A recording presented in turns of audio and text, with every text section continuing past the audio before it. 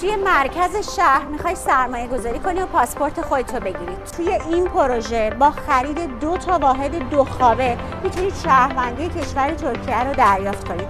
بیایید بهتون بگم چجوری میشه.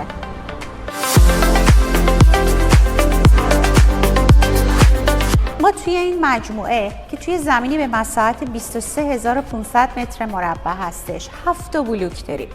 این 7 بلوک ما شامل 574 تا واحد مسکونی میشه، از 1 خواب تا 4 خواب.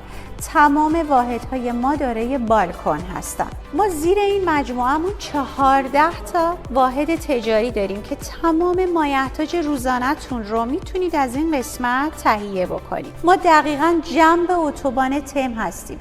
اتوبان تم یکی از شاهراه‌های اصلی استانبول هستش که ما رو از قسمت آسیایی به قسمت اروپایی وصل میکنه و همین